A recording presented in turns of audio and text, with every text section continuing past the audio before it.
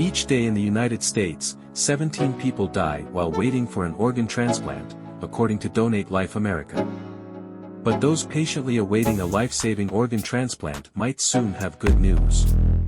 On September 22, President Biden signed into law a bipartisan bill, the U.S. Organ Procurement and Transplantation Network Act, to overhaul the country's organ transplant system. In the United States, we transplant kidneys, livers, hearts, lungs, pancreata and intestines, says Nebraska medicine nephrologist Clifford Miles, MD. There are more than 140,000 people on the transplant list, and kidneys are the most frequently needed, followed by livers. Those in need of a kidney transplant can live on dialysis for years. In comparison, if someone has complete liver failure, it's difficult to keep them alive without a transplant. Most people needing a kidney will wait about 3 to 5 years on the national transplant waiting list. Of the 17 people who die daily needing an organ transplant, 12 of them are waiting for a kidney. The bill aims to increase competition among contractors, gain additional funding and improve the Organ Procurement and Transplantation Network, or OPTN.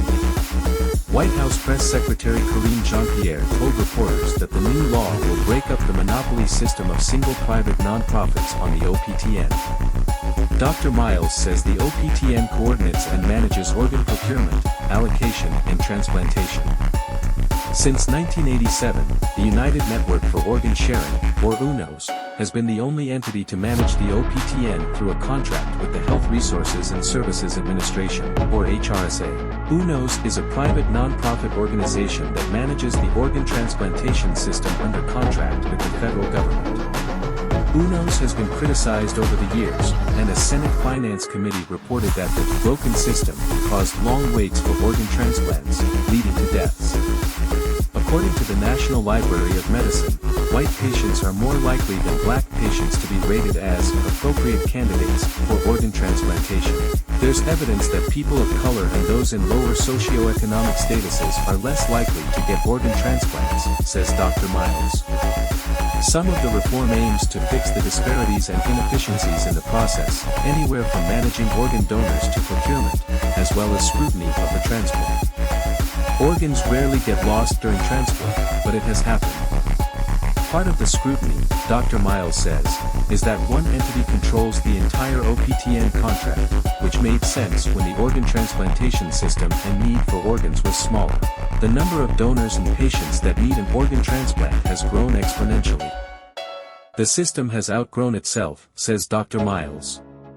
The most objective thing that will happen is HRSA will introduce multiple contracts instead of one. There could be 4 or 5 contracts, depending on how it's split up. Splitting up contracts as well as modifying organ allocation is a process that could take a few years, Dr. Miles explains. HRSA's open bidding on new contracts is intended to broaden eligibility criteria, remove unnecessary barriers, and promote transparency, accountability and oversight. While organ donation from deceased individuals is quite common, living organ donation for kidneys and livers is also possible. It can dramatically decrease a person's time spent waiting for a transplant. The Nebraska Medicine Transplant Team has extensive experience in transplantation with living donors and has had great success organizing large-scale living donor kidney transplant chains.